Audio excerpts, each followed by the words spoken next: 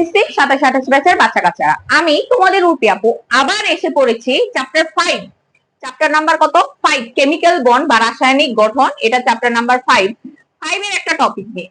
অর্থাৎ আমরা যেরকম তৃতীয় অধ্যায়ের ভিডিওগুলো স্লাইড আকারে দেখছি, দেন হলো আমরা একটা শর্ট লাইক একটা সৃজনশীল, মানে শর্ট সৃজনশীল না, একটা শর্ট সাজেশন বা কয়টা কোশ্চেন করলে কি টাইপের কোশ্চেন করলে ওইটার একটা সিকোয়েন্স পাইছি। তো এরকম একটা সিকোয়েন্স নিয়ে আমি আবার এসে পড়েছি তোমাদের কাছে।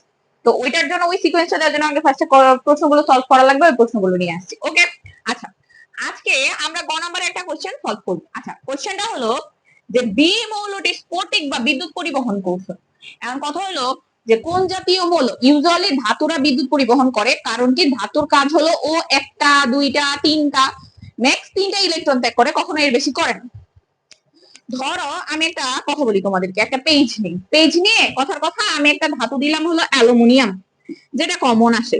তো অ্যালুমিনিয়ামের যদি আমরা ইলেকট্রন বিন্যাস করি 1s2 2s2 2p6 3s2 3p1, আচ্ছা তাহলে আমরা বলতে পারি না ও এই ইলেকট্রন তিনটাকে ত্যাগ করে দিবে। তাহলে ত্যাগ করলে কি হবে? অ্যালুমিনিয়াম তিনটা যেহেতু ইলেকট্রন ত্যাগ করবে, অ্যালুমিনিয়াম 3+ পরিণত হবে। কিসে পরিণত হবে? অ্যালুমিনিয়াম 3+। এই অ্যালুমিনিয়াম 3+, এই যে ও তিনটা ইলেকট্রন, ও কি একটা লাইক একটা কথার কথা আমি যদি বুঝাই, এটা একটা অ্যালুমিনিয়ামের তৈরি একটা জিনিস। এই জিনিসের মধ্যে আমি অ্যালুমিনিয়ামের তৈরি একটা জিনিস, তো অ্যালুমিনিয়াম একটা ধাতু, তো ওর টার্গেট কি ও এই জিনিসটার মধ্যে ওই ইলেকট্রন তিনটা ত্যাগ করছে। তাহলে এখানে তিনটা ইলেকট্রন ত্যাগ করছে, এখানে তো হাজার হাজার অ্যালুমিনিয়াম আছে না? তাহলে হাজার হাজার অ্যালুমিনিয়ামে তিনটা করে ইলেকট্রন ত্যাগ করছে, কথার কথা 1000 অ্যালুমিনিয়াম আছে, 1000 অ্যালুমিনিয়ামে যদি তিনটা করে ইলেকট্রন ত্যাগ করে, এখানে 3000 ইলেকট্রন আছে।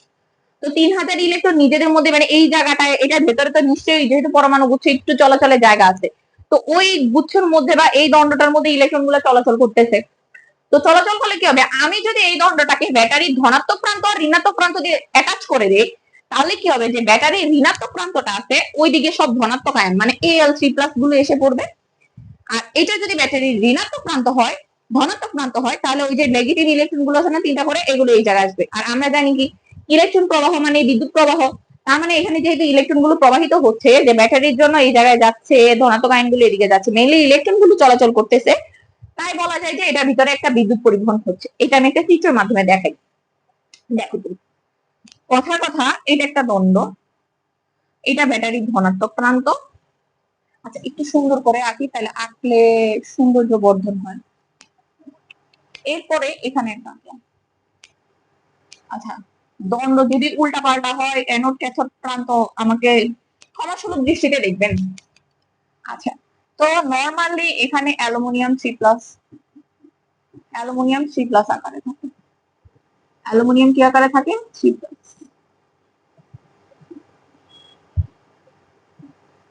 আর এখানে থাকবে ইলেকট্রন। এগুলোকে না আমরা বড় হয়ে যখন ফিজিক্স পড়বো বা ফিজিক্স আছে, এগুলোকে আমরা হোল বলি। নেগেটিভ আয়নগুলোকে কি বলা হয়? হোল বলা হয়। ইউজুয়ালি এখানে নেগেটিভ দিয়ে চিহ্নটা প্রকাশ করবে না, তাও আমি করে দিলাম। বুঝতে পেরেছি?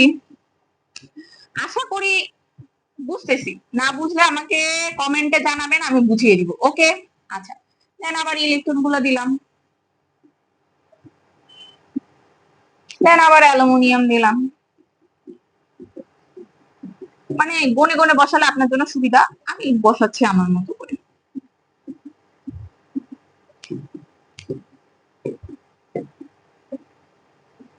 আচ্ছা, তাহলে আমরা দেখতে পাচ্ছি যে এটা ব্যাটারির ধনাত্মক প্রান্ত, তাহলে ইলেকট্রন গুলো কোন দিকে মুভ করবে? ইলেকট্রন গুলো এইদিকে মুভ করবে।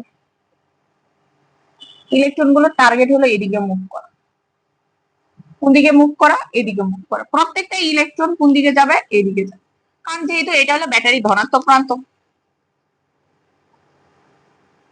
বুঝতে পারছি? আচ্ছা, আর অ্যালুমিনিয়াম গুলো কোন দিকে মুভ করবে? অ্যালুমিনিয়াম গুলো এদিকে মুভ করবে।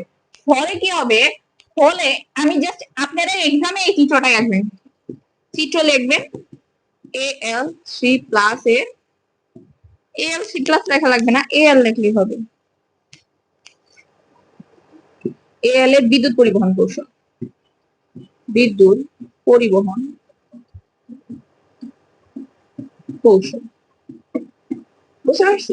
আচ্ছা, তারপরে এটার কারণে কি হবে জানেন? এখানে একটু দেখেন, কথা এখানে আমি একটু ছোট্ট করে এঁকে দেখেন, মানে চিত্র আঁকতে পারি না দেখে এমন অধম হয়েছে যে চিত্রই আঁকতে পারি না। তো এখানে সব নেগেটিভ গুলো চলে আসবে,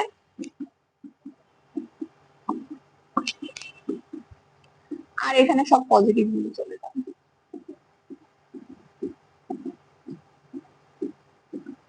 এখানে সব কি চলে যাবে, পজিটিভ আয়ন গুলো চলে যাবে। এই যে এটা পজিটিভ প্রান্ত, এটা নেগেটিভ প্রান্ত, মাঝখানে একটা বিভব সৃষ্টি হবে। এগুলো আমরা পরবর্তীতে ফিজিক্সে পড়বো। এগুলো এখন এটা মেইন চিত্র হলো এইটা, যেটা আপনি এক্সাম হলে দিবেন।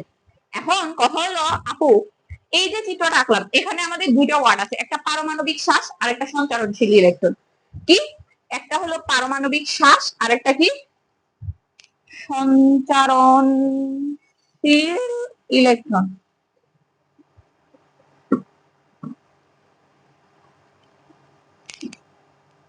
একটা পারমাণবিক শ্বাস আর একটা হলো সঞ্চারণশীল ইলেকট্রন। কি বললাম, পারমাণবিক শ্বাস আর একটা বললাম সঞ্চারণশীল ইলেকট্রন।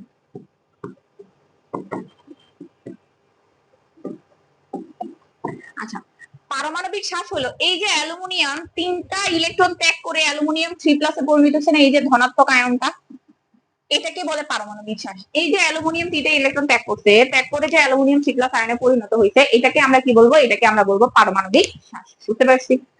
আর সঞ্চারণশীল ইলেকট্রন ওই যে অ্যালুমিনিয়াম কয়টা ইলেকট্রন ত্যাগ করছে ভাইয়া, অ্যালুমিনিয়াম 3টা ইলেকট্রন ত্যাগ করছে। এই 3টা ইলেকট্রন ত্যাগ করার কারণে এই যে ইলেকট্রন গুলো চলতেছে, চলাফেরা করতেছে, তাহলে এগুলো চলাচল করতেছে, এই জন্য এই জিনিসটাকে আমরা বলছি সঞ্চারণশীল ইলেকট্রন বা ডিলোকালাইজড ইলেকট্রন। বুঝতে পারছি? একটু ইংলিশ নাম, এটা আপনাদের বই দেওয়া আছে ডিলোকালাইজড ইলেকট্রন কি। এই যে ইলেকট্রন গুলো চলাচল করতেছে এগুলোকে বলবো সঞ্চারণশীল ইলেকট্রন। ঠিক এইভাবে, অর্থাৎ অ্যালুমিনিয়াম একটা ধাতু, ও একটা সার্টেন অ্যামাউন্ট অফ ইলেকট্রন ত্যাগ করে, তিনটা যেহেতু করতে পারে, তিনটা ত্যাগ করবে, তিনটা ইলেকট্রন ত্যাগ করে একটা পারমাণবিক শ্বাস বা ধনাত্মক আয়নে পরিণত হবে। উক্ত ত্যাগকৃত ইলেকট্রন গুলো, যে ইলেকট্রন গুলো ত্যাগ হয়েছে, ওই ইলেকট্রন গুলো মানে ওই ধাতুর মধ্যে বা লাইক একটা দণ্ডের মধ্যে চলাচল করবে। ফলে আমরা ওই দ্বন্দ্বটাকে যদি ব্যাটারির ধনাত্মক এবং ঋণাত্মক প্রান্ত দিয়ে অ্যাটাচ দেই, তাহলে নেগেটিভ গুলো যাবে ব্যাটারির ধনাত্মক প্রান্তে, আর পজিটিভ অ্যালুমিনিয়াম আয়ন গুলো যাবে ব্যাটারির ঋণাত্মক প্রান্তে। ফলে কি হবে, এই যে বিদ্যুৎ, এই যে ইলেকট্রন গুলো চলাচল করতেছে, সঞ্চারণ হচ্ছে, এর ফলে কি হবে, একটা বিদ্যুৎ পরিবহন হবে। কারণ আমরা জানি ইলেকট্রন প্রবাহ মানে বিদ্যুৎ প্রবাহ, ইলেকট্রন প্রবাহ মানে কি বিদ্যুৎ প্রবাহ, ফলে বিদ্যুৎ প্রবাহিত হবে। বুঝতে পারছি? যদি এই টপিকটা না বুঝি আমাকে বলবেন, আমি একটা ব্যাখ্যা দিয়ে দিব। ওকে, আচ্ছা আমরা ফার্স্টের কোশ্চেনটা আগে সলভ করি। আমাকে বলছে বি মৌল, এখন দেখতে হবে বি মৌল কি, আমি তো অ্যালুমিনিয়াম নিয়ে পড়াই ফেলছি। আচ্ছা, বি মৌল 2 3 4 5 6 7 8 9 10 11 12 13 14 15 16 17 18। আচ্ছা, ভুল লিখছি কি? আচ্ছা, এটা মনে হয় 18 হবে না, 1 2 3 4 5 6 7 8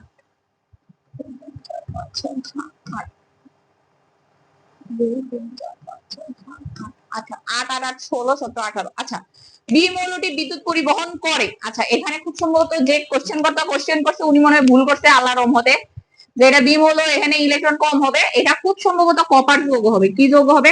কপার হবে না, এটা খুব সম্ভবত অ্যালুমিনিয়াম হবে। 18টা হবে না, কি হবে, অ্যালুমিনিয়াম বা ম্যাগনেসিয়াম, দুইটা থেকে একটা হবে। 18টা হবে না। এখানে কোশ্চেন ভুল লিখছে। এটা কোন বোর্ডে কোশ্চেন আছে? ঢাকা বোর্ড 25। একটু ঢাকা বোর্ড 25-এর কোশ্চেনটা দেখে নিন, এখানে কোশ্চেন ভুল লিখছে। আচ্ছা, তারপরে আসি বাহিরের শক্তি স্তরে n এর মান দেওয়া আছে পি যৌগ। ওকে, এনও পি যৌগ, পি যৌগ, n এর মান 3s2 Cp1। এই যে মাত্র অ্যালুমিনিয়ামের কথা বললাম, হ্যাঁ অ্যালুমিনিয়াম বিদ্যুৎ পরিবহন করতে পারে, আমরা অলরেডি দেখে ফেলছি, আমাদের কোনো সমস্যা নাই। অ্যালুমিনিয়াম 3টা ইলেকট্রন ত্যাগ করবে, ত্যাগ করে কি সে একটা পারমাণবিক শ্বাস বা ধনাত্মক আয়নে পরিণত হবে, আর ত্যাগকৃত 3টা ইলেকট্রন নিজেদের মধ্যে ঘুরঘুর করবে। পরে আমরা যদি ব্যাটারি ধনাত্মক প্রান্ত আর ঋণাত্মক প্রান্ত দিয়ে অ্যাটাচ করে দেই, ইলেকট্রন গুলো ঋণাত্মকে যাবে আর ধনাত্মক আয়ন গুলো ঋণাত্মকে আসবে, ইলেকট্রন গুলো ধনাত্মকে যাবে, ফলে বিদ্যুৎ পরিবহন হবে। ওকে, এটা আমরা পারি। দেন পারমাণবিক সংখ্যা দেওয়া আছে কিউ মৌলটির বিদ্যুৎ পরিবাহিতা। কিউ মৌলকে কিউ মৌল সালফার না, হ্যাঁ সালফারের বিদ্যুৎ পরিবাহিতা, না সালফার না, সরি ম্যাগনেসিয়াম, আমি তো আর মৌল দেখতেছি। হ্যাঁ ম্যাগনেসিয়াম সেম ওই যে বিদ্যুৎ পরিবহন করতে পারবে, কোনো সমস্যা নেই। এটা আসছে ময়মনসিংহ 23।